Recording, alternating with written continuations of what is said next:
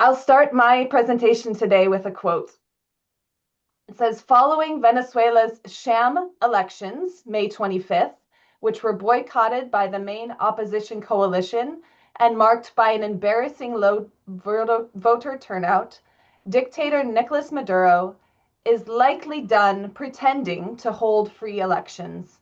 The vote was such a fiasco for the regime's hopes of recovering international recognition that Maduro now says he plans to change the constitution and hold future elections under a quote communal electoral system.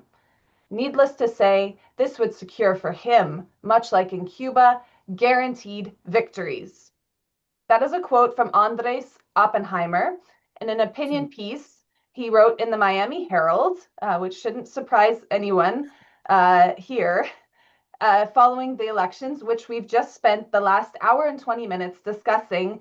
All of us observed, whether within Venezuela as Venezuelans or as international observers, really the exact opposite of what he said. And I wanted to start with this quote so that we better understand what we are up against when we leave this room or this space of the webinar or the progressive movements in which we work. Because this quote, almost word for word, embodies the opposite of what we've discussed today and what we observed in Venezuela, while managing to encapsulate really the fundamental error that I think mouthpieces for imperialism make when they discuss Venezuela, which is that they dismiss people in the neighborhoods, in the streets, within community projects and communes. They dismiss the protagonists of the Bolivarian revolutionary process, the everyday Venezuelan people. No, not everyone in Venezuela supports President Maduro, the PSUV, or the Bolivarian Revolution, or any parties in the Grand Patriotic Poll, which is the electoral bloc of the Bolivarian Revolution.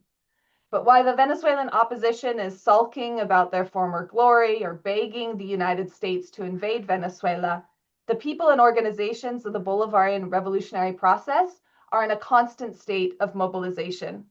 And this is not only true during an election campaign, but every day in Venezuela when people defend their sovereignty, their self-determination in the face of criminal US sanctions and what some people refer to as a hybrid war of covert and overt imperialist intervention in Venezuela.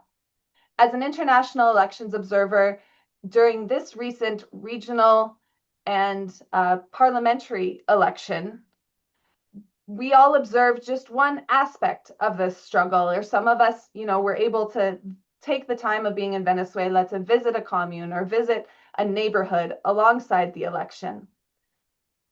And people have spoken today about the same things that I also observed. When we visited voting centers, we spoke with voters about their impression of the voting process itself. People expressed confidence in the voting process. They were excited, and they were committed to exercise their right to vote. This included both pro-revolution and opposition voters who came out despite the call for a boycott, which had some impact and some effect on certain people. The opposition voters did see the electoral process as a way to bring a counter-revolutionary change to Venezuela. There are still those that believe that. And this is in contrast to the US-backed right-wing opposition that resorts to violence, sabotage, attempted coup, which were happening in real time just days leading up to the election. And this is the faction that boycotted the May 25th election. As others have said, this election took place under continued sanctions and attacks from US imperialism. The Trump administration still continues to enact a maximum pressure campaign of attacks on the people of Venezuela, and especially Venezuelan migrants in the United States, who are, of course, there because of the hybrid war itself, despite, as what others have said, a change in rhetoric coming from the Trump administration as of late towards Venezuela. The PSUV campaign slogan for this election was gente que resuelve. I don't know if people can see. These are our tags of international observers. And that means people that resolve. That's one way to translate it. And how I understood this is with this election, they've dealt another blow to the continuing attempts by the United States to overthrow President Nicolas Maduro and the Bolivarian revolutionary process, to overthrow the gains made by poor, working, and oppressed people in Venezuela over the last 26 years. That is the sense that with this great victory for the Bolivarian revolutionary process, Venezuelans have indeed resolved, as the slogan says, to defend their sovereignty and self-determination foremost. As President Maduro said during a rally I attended where the elections results were announced, where I went at about 12:30 at night to downtown central Caracas, Venezuela, just to say as an aside, very safe, very, peaceful, energetic. President Maduro said, "This victory belongs to the noble people of Venezuela, to you, ordinary men and women. I congratulate you all for your tremendous effort. After blockades, criminal sanctions, fascism, and violence, the Bolivarian Revolution has proven itself stronger and more relevant than ever. Yes, indeed, the United States did not want to see yet another free and fair election in Venezuela, but the people of Venezuela won again."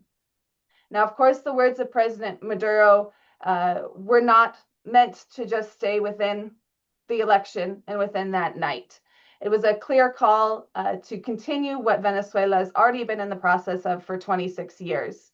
The elections in Venezuela were about 1 month ago today, but the dynamism that I'd like to convey means that the mobilization and even the exercise of democracy itself didn't stop in that moment or with that night. Not only, of course, has the National Assembly begun to meet and discuss and debate, but Venezuelans continued rallying in the streets. Most recently, for example, in rallies that took place over a number of days for Iran and Palestine against imperialist intervention.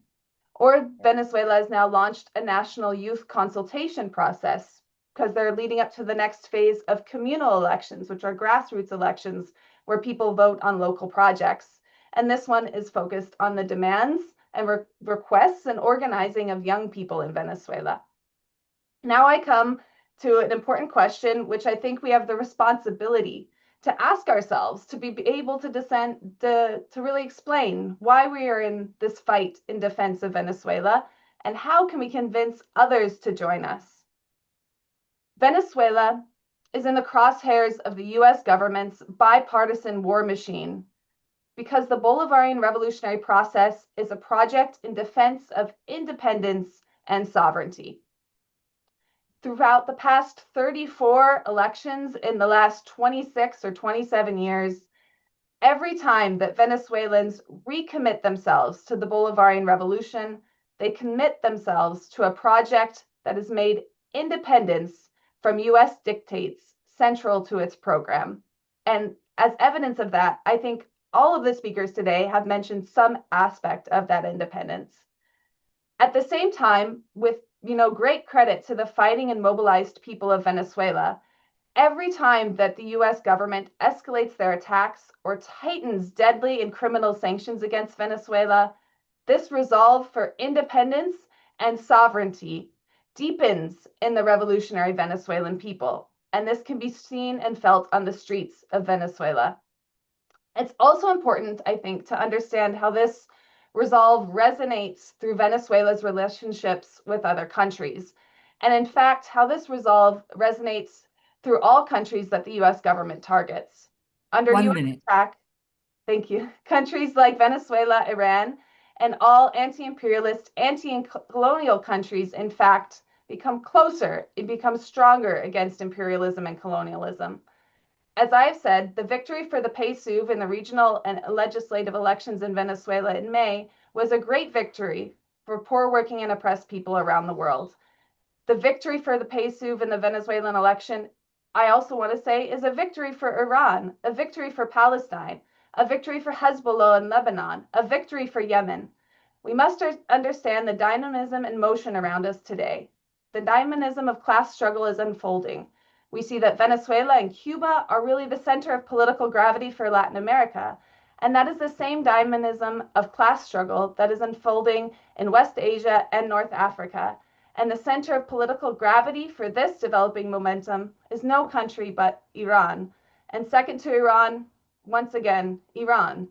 In the last 46 years, since the 1979 Iranian Revolution, Iran has never been so critical in the liberation of West Asia and North Africa, so central to resisting Zionism, colonialism, and imperialism.